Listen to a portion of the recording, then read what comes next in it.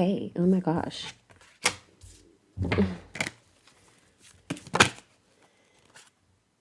Okay.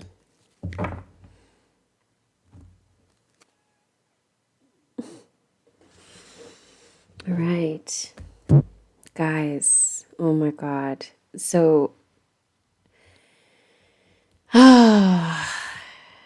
we have the Two of Wands, the Page of Swords that fell out very, like, it was like stuck to my hand. I think this is significant because of how the way that this happened may be pointing to some kind of, well, at least that's what I'm feeling right now, a resistance within you, me as well. That's why it took some time, because this is so personal right now. It's actually insane. There's some kind of like stubbornness or a tight grip on Three of Swords, the pain. Like there may be a refusal to let go of it. This is going to be a specific reading. It may not be specific because of how many people can relate to being so totally shattered and heartbroken by a external situation that the pain from that kind of becomes you. It becomes the way you envision things for yourself. It spills into your desires. What you thought was possible becomes impossible because you are, maybe even without knowing it, anticipating being in this much pain again. So you don't want anything because you're telling yourself, well, it's kind of like the idea of grief and death, and how I'm sure we've all experienced this. When someone dies, you come into this, well, I may as well not love anyone. Oh, and this can also be experienced through like breakups and stuff, where you're like, there can no longer be an openness to my heart or an openness to connect, because if I'm going to lose it anyway, or if someone's going to have to die anyway, then what's the point? So I don't know if I properly finished the experience I had with having this card fall out.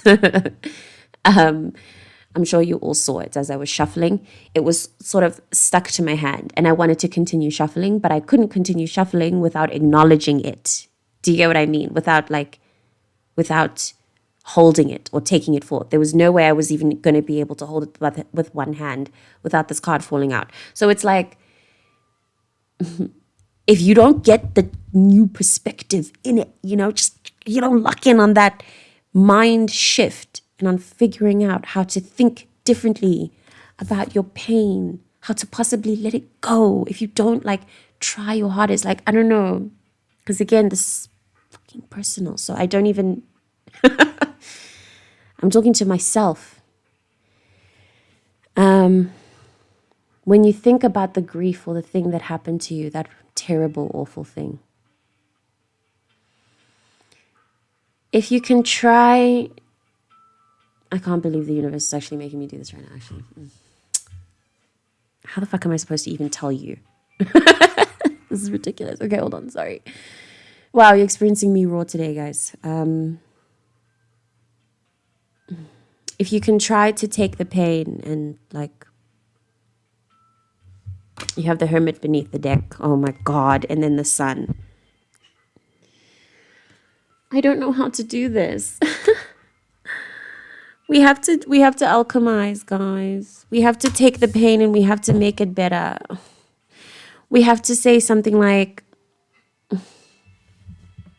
so I didn't think I was ever going to mention this. I thought I was going to segue into making my own content, writing about it maybe, I don't know. But I've experienced quite intense grief in my life, and it happened a few years ago while I was still very young. Frontal lobe barely developed, so now it's developing with this pain.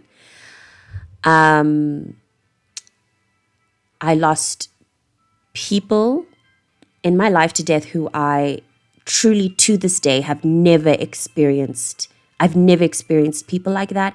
I've never experienced a relationship like that. It was a kind of pain and loss that happened to me that felt really, truly like, is life ever, like, you know what I mean? Is it, what is life now? What am I, what? So, yeah, the kind of pain that disorients you so bad that you actually, it's honestly like you can't see. You can't see, you can't dream, you can't hope. You don't want anything, don't want to do anything. It's not a depression, although these two cards together can signal, it can show up as depression. But I think what may also need to come through in this reading is that sometimes the depression points to something much greater. It points to a much greater uncovering. Like there's something so much deeper going on than just your heart being in pain. You are shedding. You are returning to innocence, vulnerability. Thinking, consider how the pain breaks you and how that breaking is good. Wait. How that breaking is, this pain is the kind of pain that can't happen, that has to happen. It's the kind of pain that invites a change in perception. This change in perception could not have happened without pain. There are some things that you just have to learn through heartbreak. You just have to learn through bullshit. It sucks so bad, but it's also kind of the way of life. It's the magic of the universe that the bullshit can happen with the light, that we can hold these two things in our body at the same time. That two things can be true at once. That's what's supposed to be so amazing about life. Oh my God, guys, I can't believe this. I was literally sobbing my ass off like 20 minutes ago. Oh, we have to be grateful. Try to be grateful. Try to do a daily gratitude list. And I mentioned this when talking to a friend who has also processed. Like I said, this feels like a specific reading, but also a general reading, as we're all living, we're all alive, and this is part of life. And this being part of life, with how painful it feels, being great, it puts you in the state very, very naturally, right? Of focusing so hard on this and not seeing the opportunities available for you, the offerings that you have, you know? So, gratitude lists really fix that in place. Might be grueling, might be really boring and stupid against the pain that you feel. It might feel like such a waste of time, but do it. Do it every day. It takes like 5 minutes. It does compound. I think that you will honestly be able to notice the changes from day 3 if you do it intently and if you really put time aside to focus. You will notice yourself feeling lighter throughout the day. Very subtle change. It's very subtle change, but it's very important for the spirit because, yeah, looks like our spirits need it right now. Pick up that phone and phone a friend, text a friend, message a friend, and a friend, okay? I know some girlies like to be lover romantic centric, and it's like you want to reach out to your lover because that person makes you feel a lot better and they tend to your wounds. No, it's friendship time. It's community time. It's time to reach out for your girls, okay? Reach out to your girls. Tell them about how you feel. And trust the process. These two cards together. This vibe in a reading. This vibe, stunning on its own. Stunning. This included giving the hero's journey. I mean, the whole deck is the hero's journey, but this is particular to the part of the hero's journey where you have to kind of go within, tend to those internal needs, sit with yourself, be in the cave, do your time, and then you get rewarded for it. But it's you, to be clear, you don't get rewarded for this pain. It's not like this suffering is glorious. It's more like it's necessary. It's just part of the thing. It's part of the thing. It's part of how you gain the wisdom. You know what I mean? I think if we can turn our suffering into substance. It's a little bit dark, but something that I've noticed in my experience, something that I've seen. All the traumatized people are the funniest. They're the coolest. They have the greatest range. We have great taste. We're functional to society. We tend to be such important glue for our communities and our households. So subtle, though. It's usually very subtle because of how quiet and introvert we are and how quiet and introvert that trauma tends to make you. But we're very special. And I think this is also the time to get into that. Not to glorify, but understand how this pain is truly molding you into something. It's turning something inside of you. Something wonderful is happening. Boo-hoo. But something wonderful is happening. Like I said, I'm talking to myself, y'all.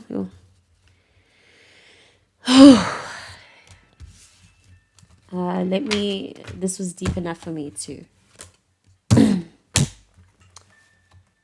try my hand at shuffling for an intuitive time message.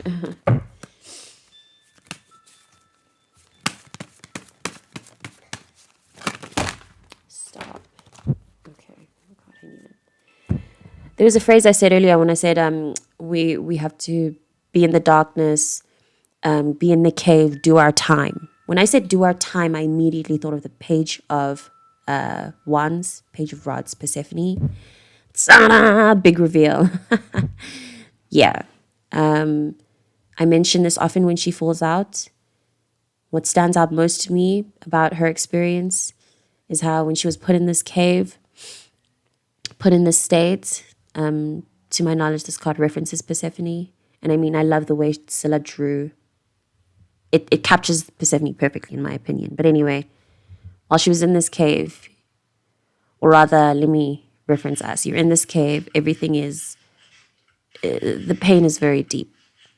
And I don't know if it's clear enough on her face that there's this, or at least to me, what I feel is this sense of, why do I have to go through this pain?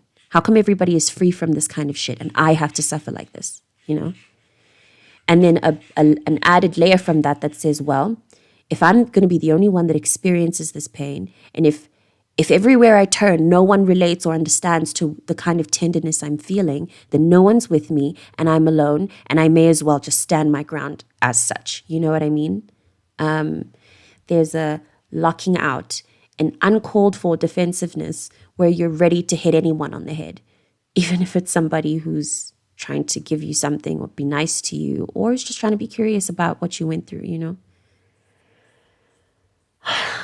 But again, this girl has to do her time. So the pain, there was nothing you could have done about it, if that's helpful. There was no way to have stopped it. Because that does show up a lot in my story, where it's like, I wonder if there was something else I could have said that could have given them more time, or something else I could have done. But there's nothing you could have done. There's nothing that could have happened. It is what it is. These bunch of cards fell out too, and we have the wheel. How precious. Also, the thing that came up in mind when I'd said that there's certain pains that are assigned to you to teach you something and have you become someone. They have to happen, otherwise, and there's no otherwise. There's no otherwise. It was bound to happen. There was no other way.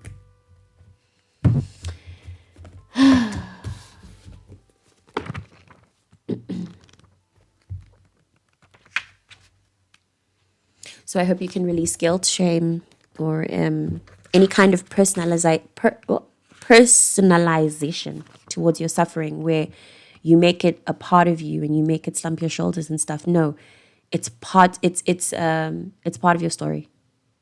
It's not supposed to make you feel weak or like a victim. It's growing you, it's initiation season, you know, that stuff. A young person, often female, highly intuitive, but tends to be quite defensive. Needs appreciation and understanding, but finds it impossible to ask for help. Often a loner. Highly creative, she may still be looking for her authentic means of expression.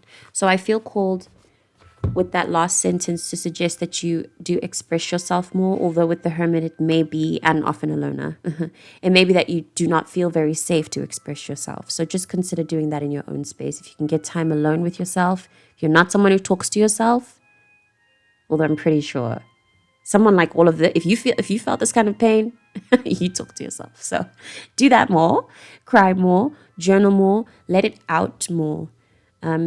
This hermit phase may drive you to be more internal by yourself. Fine, do that. I'm a big loner internalizer, but I do find that doing this, even energetically, is not good. So when I'm by myself, I do try to do this. I will literally throw my arms up for nothing. When I dance, I'll do crazy stuff. We need to get this energy moving. My heart is so with you. If this reading resonates, if it didn't resonate and you watched this far, then why? Why? If you're looking for more personalized content, reach out to me and I'll see you in the next reading.